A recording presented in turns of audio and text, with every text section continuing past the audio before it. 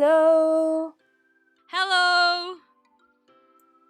I'm a woman of my word, so as promised, I have Kat with me for yet another episode of Ranting and Relieving, where we will continue our New York saga.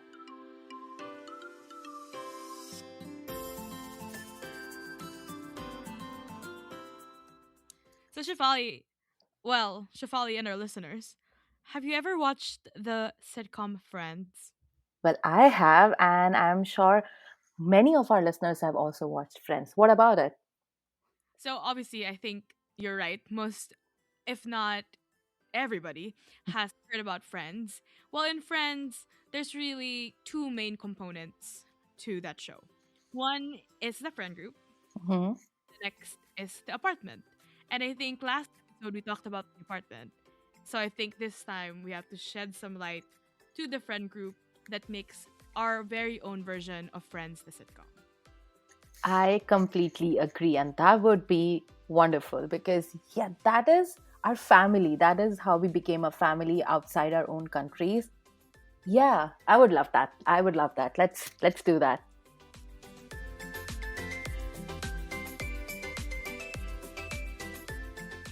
So I guess we start with how did this friend group come to be? We talked about how we met, how Maddie came into our lives, and I think we also mentioned Ken. Hmm. So I think for the listeners, this friend group is really like a combination of bits and pieces of everyone just trying to find their own people when they first moved here. And I think we've mentioned school is definitely a big portion of it. Finding people from the same culture is a big portion of it. And that was what I was doing essentially is I was looking for Filipinos within Fordham, which I eventually found.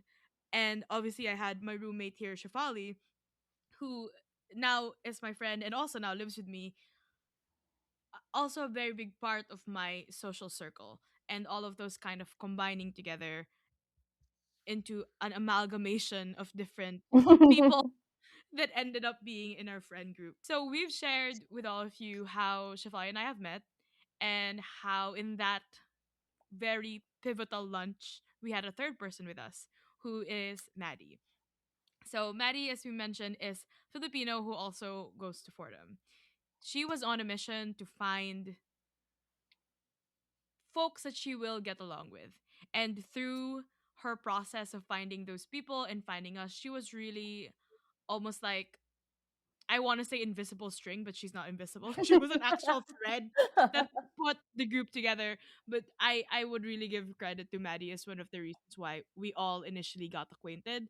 And the second part of that is the apartment that I Yeah, had started talking about that really solidified, and putting all those acquaintances into that apartment is really what has built our core, and what has made um where we had found our friend group who, as you mentioned, has third family. that's very emotional, Kat.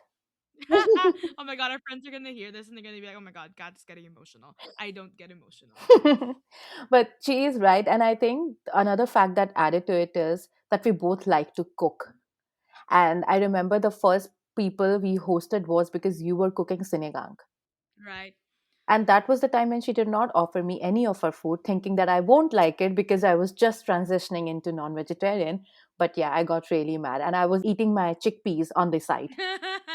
I remember that. Again, we were transitioning into, we were helping you transition into non-veg, so I didn't know at that point what your readiness was, and turns out you were ready, and that was my mistake. But you've had it multiple times since, so I know. But I forgive. think that forgiven. I think that what started it because then I wanted to cook for people to offer them Indian food, and you all were so open to trying Indian food, although it was spicy, it was a lot of flavors bursting into your mouth. You guys were loving it. So I think that became another thing that there were so many people at our apartment almost all the time. Yes, and because of that, we started almost like planning our months around parties or something we were gonna host in the apartment. And And not just the guests also. They yes. were like, okay, when is the next thing Hmm. happening? And obviously, it was our apartment was a rotating door of people coming in and Yeah. out. But at the end of what the first few months and the first year of it, really, from those folks that would come in, those like 30, oh my god, people are gonna hear this and we're like, they crammed 30 people in a New York apartment. Again, rotating door of like 30, 40 people that we were having over. There was 7 people who kind of stuck around and was there every time. And beyond now, the apartment is still the 7 people that we're always with, no matter what location and where apartments we now live. Yeah, that is true. And there are funny bits how we became friends, even. I remember that you were one time out with a bunch of Filipinos having breakfast or I was having brunch. brunch, yes, here in the Upper East Side, actually. Very good restaurant. What was the name of restaurant? Pill Pill, and it's like Pil 20 Pil. bucks for 4 tapas. It's Spanish. People, Shout out Pil Pil. yeah, shout out Pill Pill if you want to sponsor the podcast. Yeah, sidetrack. So I remember you were there with the Filipinos, and since now by now we have established that I was not gelling with Indians, so I was kind of bummed that she's hanging out with another Filipino people and she's not inviting me. Like, why is that? And you were like, because you don't know them. So I don't know if it was that or something else, but whenever we hosted some parties, I would ask people to bring your friend. Yeah, bring that friend also. Bring XYZ friend also. And that's how I remember inviting Razel to one of our parties. It was your birthday party. You invited everybody.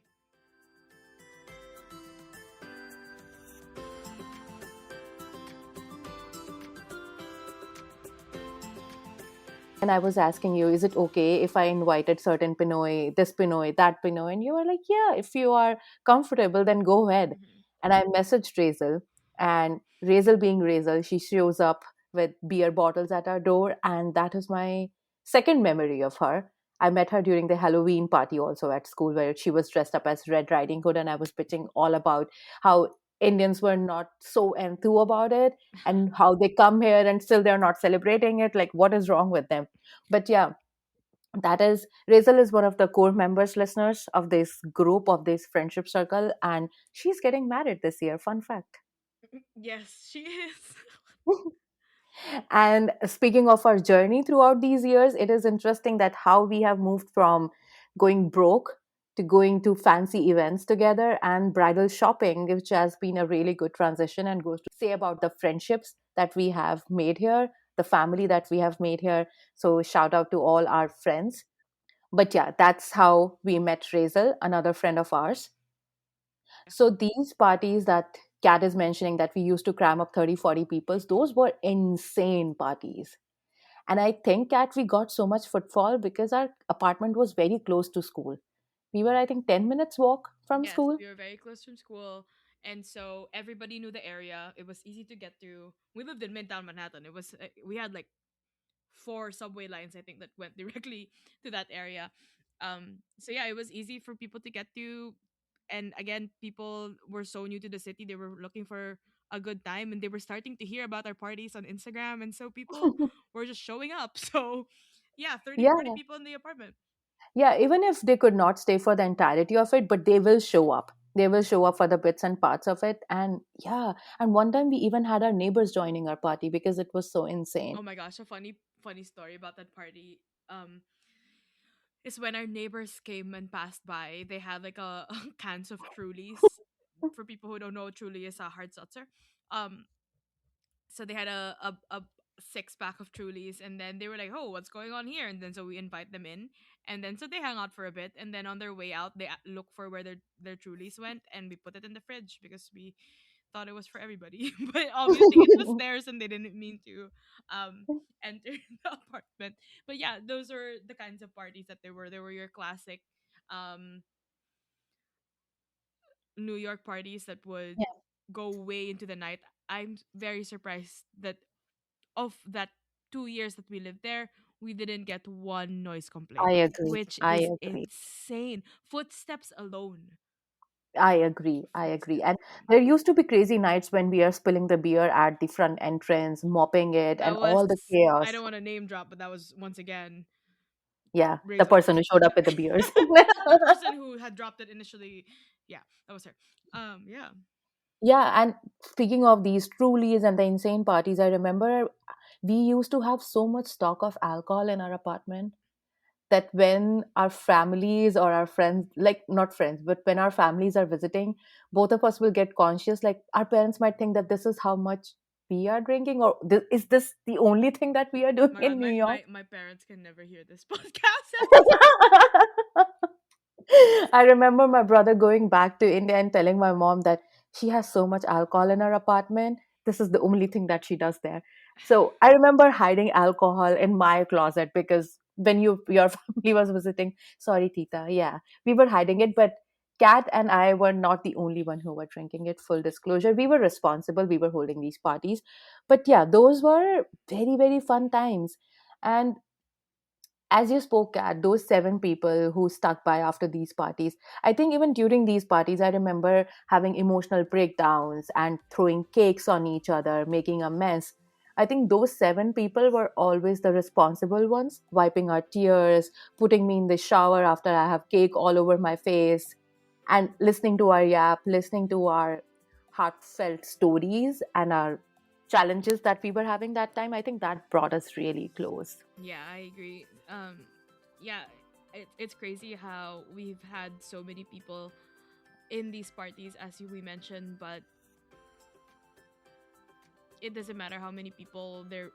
It's a good example of, even if you can have so many friends, the real the quality of a small number is speaks more volume and has more impact in your life than like 50 random people that you have in your apartment. Like those for those seven people. Yeah. It's quality over quantity.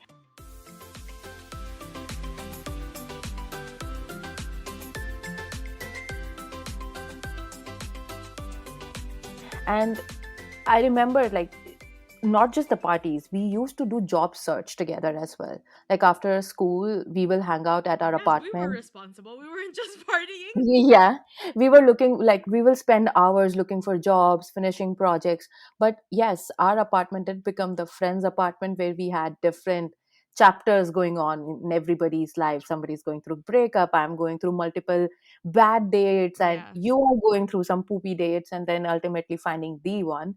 But yeah, there have been so many instances.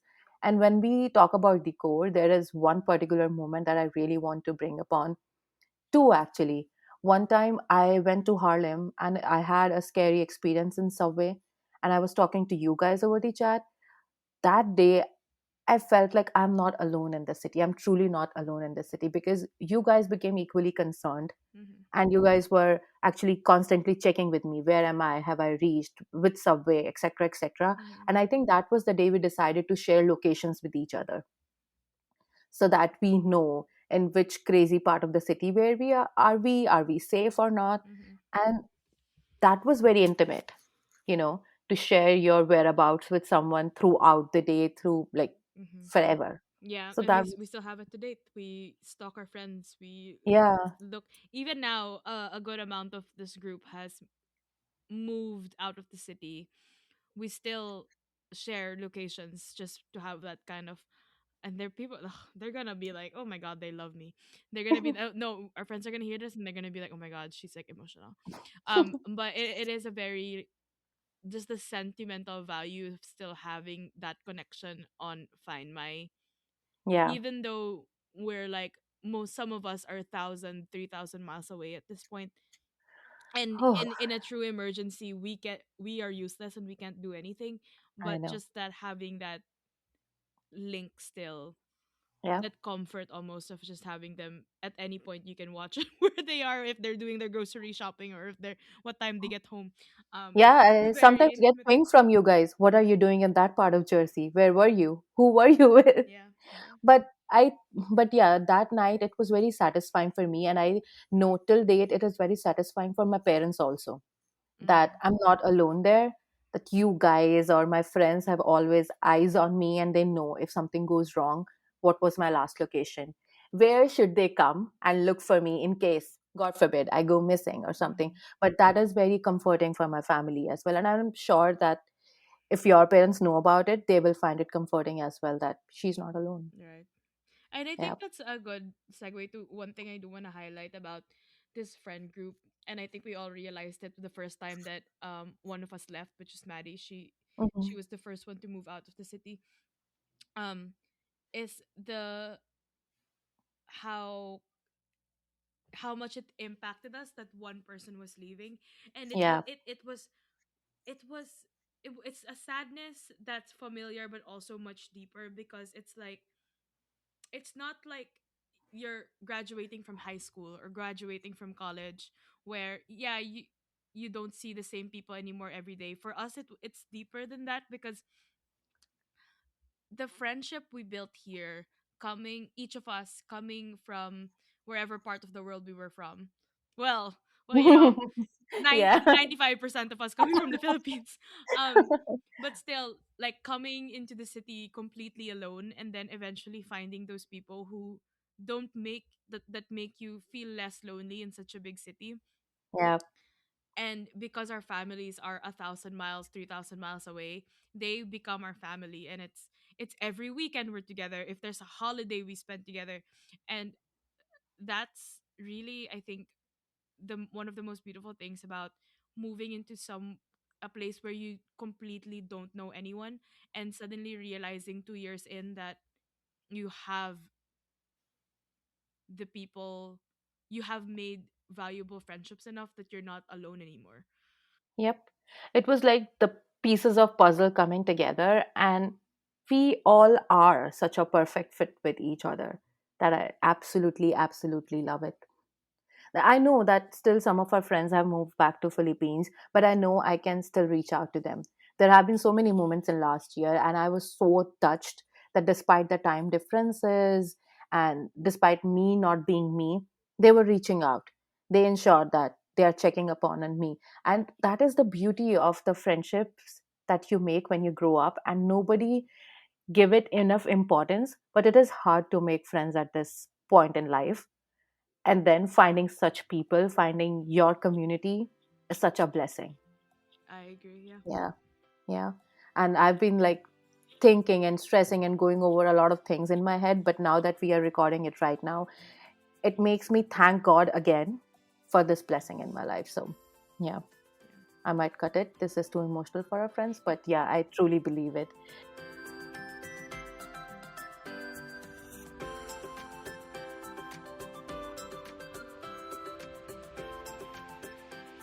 And now that we are talking about all these bonding sessions at home, I remember when we decided to finally start dating in the city. Mm-hmm. I think it was Ken who pushed us, like, make your account and Right. just Over spring go break on. when we were in Yeah. Philadelphia. Yes.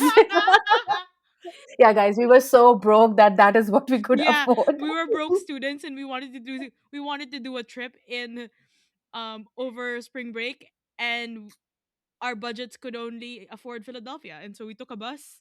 I think a Yep. Greyhound bus that was like 4 Yep. hours. And we Yeah. spent one day there, and we were so bored. Even the entire day was a lot. I remember Ken slept in Primark and we were shopping in Primark. That was Philadelphia for us. I don't know what people do there. I'm sorry, guys, not meant to hurt anybody's feeling, but we found it boring. But yeah, Ken was the one who pushed us, like, join the apps, go on the apps. And I think my cousins were also pushing me to join the apps. Yeah, so from that spring break, I did try the Hmm. apps, and the third person I ever met on the app 2 weeks after I downloaded it is now my current boyfriend, which is, I know, very shocking because I know for a fact that is for most people not their experience on the apps, but Yeah, I guess he was just waiting for me to download it, and I found him. So that's my yeah. experience in that dating, and that's all I can talk about. And I just take pride in this fact that it was my birthday month that you met him. So I'm very happy about that. Yes, but we matched in March, so But you met in April, so. uh, But yeah, when I talk about dating experience, it's like I went through a lot of bad dates, a lot of bad dates in the many years that I was trying it. And these friends have always been there for me, to support me, to talk me out, because I have had my super bad days where I'm disheartened, where I'm like, I'm starting again from zero. And as Kat mentioned, the hypocrisy of judging me, I have faced that again in these last 2 years of dating, and they have given me immense support. I remember one day, it was so pathetic. It was somewhere far from home, and in the name of feminism, I went to meet the guy near his house, and I ended up crying it because the guy was terrible, and I felt so uncomfortable, and I felt so scared at that point. And I remember calling Kat, that cat is pouring so heavily here, and I don't know where to go. I don't know how to reach subway. How should I come home? And she stayed with me throughout that phone call. And she was there to basically virtually hold my hand throughout the subway ride, throughout the train ride. And I came home, and this girl, no matter how much she says that she's not emotional, she cried with me that night. And I remember crying it out, talking it out, cursing the world, cursing Mr. K, cursing whosoever came in our line of sight. But she calmed me down that night. And I think we were crying, talking until 5 that morning. Mm-hmm. And we ended up cooking the Indian version of pancit, Maggi, that night. And that's how you found Maggi, another food Yeah, item that bonded that's us. Yeah, but yeah, those have been very defining moments for me, because the support our friends have given us. And we all have gone through our fair share of nonsense, like the kind of support we give each other when we are not able to go back to our families in case of emergency. Or even if we are able to go back home, but there is an emergency back home. Because our homes are like 16 hours away, mm-hmm. 15 hours away. Yeah, I It's, kept saying 3,000 miles. It's 8,000 miles to the Philippines, actually. I just checked. Isn't see, that crazy? it is crazy. So that kind of support, that no questions asked, we all will show up for each other. We will not wait for other person to demand, like, come see me. We will just offer it ourselves, like, if you want me, I'm here, I will be there. So that kind of support is mind blowing to me. I don't know how we found that. Right. I remember that that night I did discover Maggie. um but yeah, it's you're welcome, I guess. Is what I should Yeah, say. like there have been so many cat, not just that one incident. I remember another one that went really bad. I was crying in my room, and you came like, "Do I hear you crying? Are you crying? Are you crying?" And then you go, "Oh my God, she's crying. Don't worry, we have got a reservation at Carbone. You will feel Oh my fine." god, I remember that. Yes, the night we had dinner at Carbone. You were Yeah, crying before, and I was like, wipe those tears because this reservation is hard, and that's the reality of living in New York, folks. You can never cry over a guy long enough, or you can never spend crying over a guy, because once you get a very hard reservation, you have to go to the very hard reservation. that is very Yeah. true. And another one, Kat, remember we ended up going to a Broadway museum. I was feeling so sad. I was refusing to move out of bed. And you were like, "Oh, she's really depressed. Let's go to Broadway museum. You will feel good." And I was like, "Yeah, I think that would cheer me up. Let's go." Yeah. So it's just another testament of like um our shared our now shared love for the city, helping cheer us up in very, very sad dark times in the last, what, like 4 or 5 years since we all Yeah. moved here. And it is a testament of one more thing, Kat, that we have never given up on each other, no Why would matter I how. give up on you though? No, I Like, mean, there can be instances with other person. Like, I know that I have been so stupid in some of the things that you guys have kept pointing out, and I'm just sitting it out. I'm like, no, no, guys, just giving excuses. But right. you guys have never given up. We all have Yeah. never given up on each other. We are like, we're there for you. Like, yeah, that is beautiful. And these days, it is so easy for people to drop the ball. I'm first-hand victim of that. But that makes me love you guys even more. Once again, you're welcome. Yeah. But yeah, I think I am also like very grateful for the things that we have found here. Like I know I moved to New York because it's always drawn me for a very long time. But I think But there's always sometimes when you build up something in your head for a very, very long time since you're a child, you build something in your head and you actually finally get that. Sometimes reality can disappoint you, and that didn't happen to me, and that's a lot of credit goes back to the core group of friends that we did have. Is whatever delusions I had in my head about this wonderful life in New York became reality because of the people that I had met here. So Yeah. And thanks, life. you're welcome. And now that we are covering up this thing, that how we found everybody here and the comfort of knowing each other and the comfort of having each other, I would also like to talk about the opportunity cost of being here. Because sometimes when I go back home, people think that it's all so rosy, all so nice, that we have no responsibilities and we have just ourselves to take care. But in fact, I want to tell the world that we are working overtime basically. We are taking care of our regular stuff, day to day stuff, when it's day here. And when it's night time, we are constantly in worry about, are our families okay if they're going through something, waiting for those blood works to come up, waiting for those doctors to say something, and waiting for that phone call to reach us like everything is fine. I agree that it was our choice, it is our choice that we are giving up on certain things to be here, but it's not easy as well. It's not that everything is, how do I say it? It's not that everything is beautiful. It has no downsides to it. Like, it kills us when something goes wrong back home and we are just in tears holding each other's hands. Like, how do we do about it? What Yeah, do we?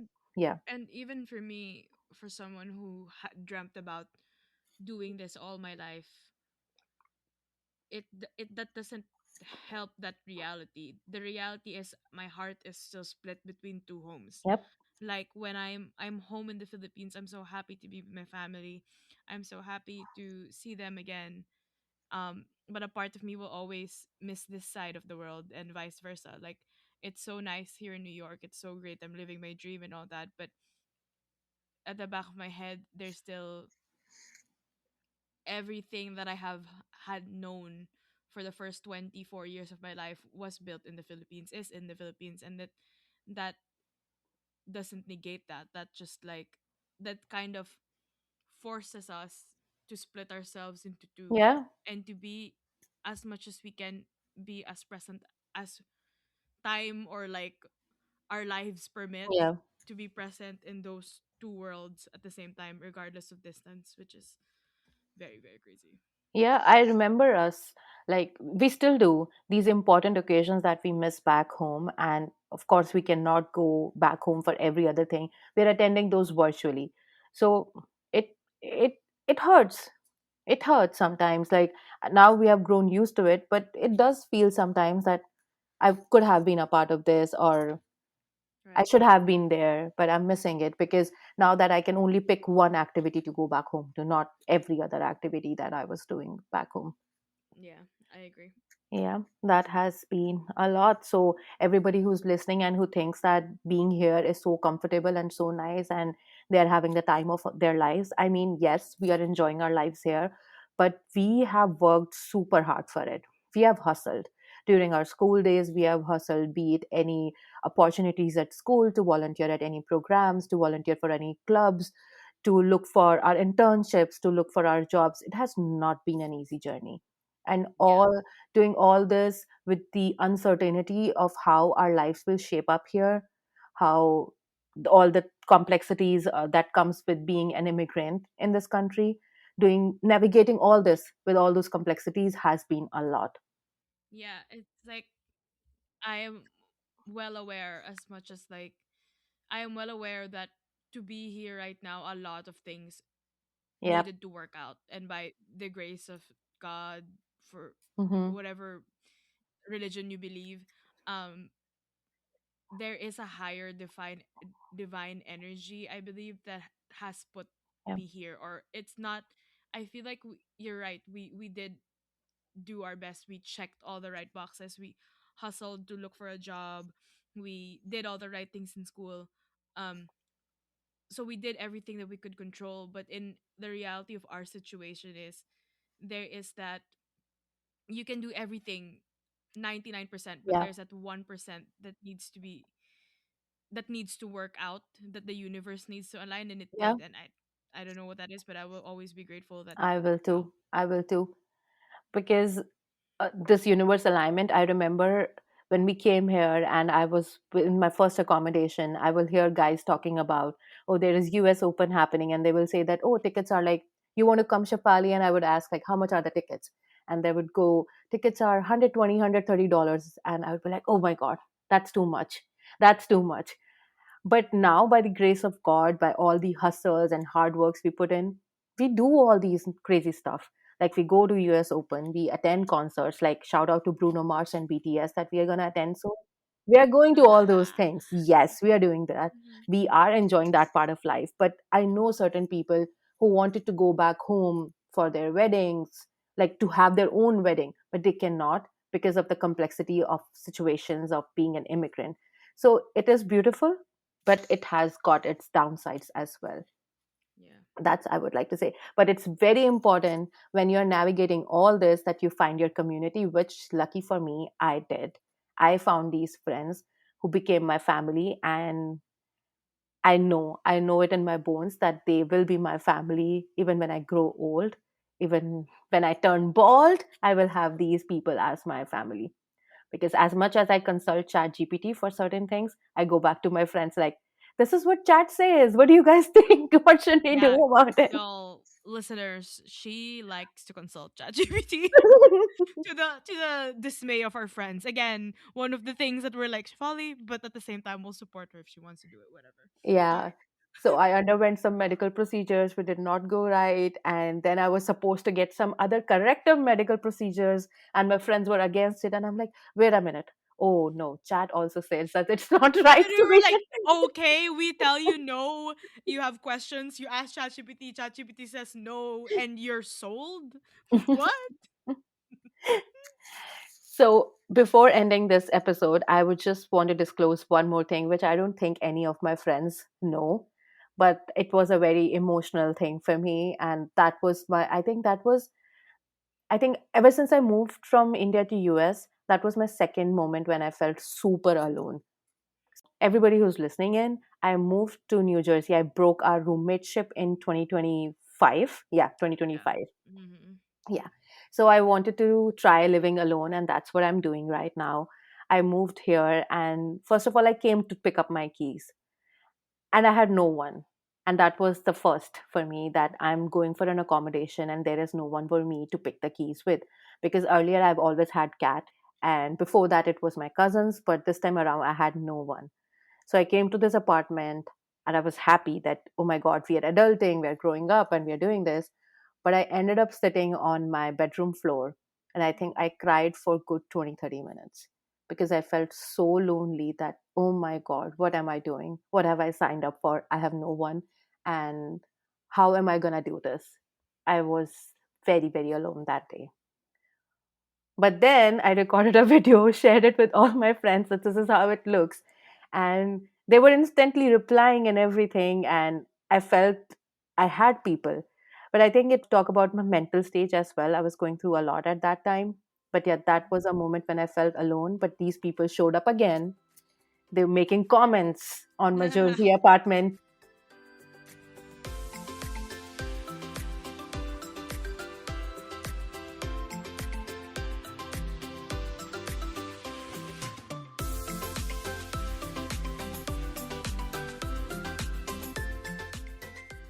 To my friends who have always seen me through, pushed me through it, teased me through it, and whatnot. And Tease me through it. That's my favorite because that's me. I will always tease you oh through it. yeah, she will be nice for a second, and then she will be like, I'm being nice to you for a minute. Can you just focus here? And then she will go back to being herself.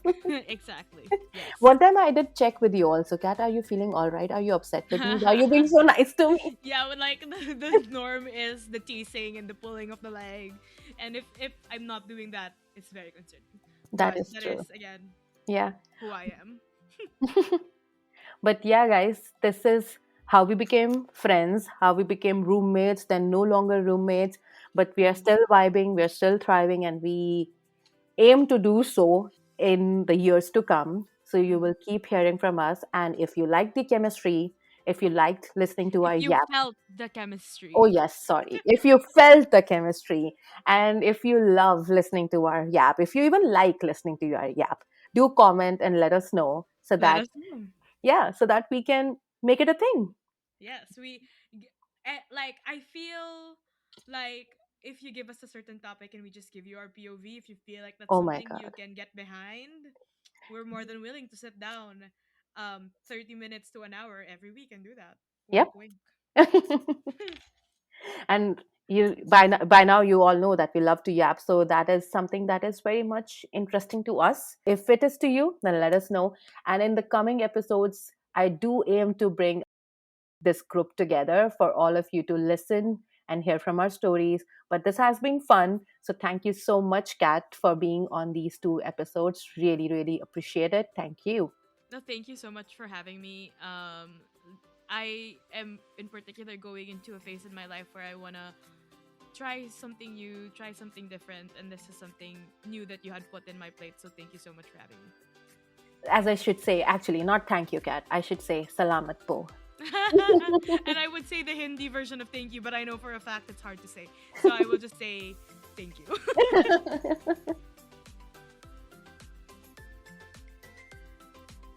Well, well, with this, we come to the end of yet another episode of Ranting and Relieving.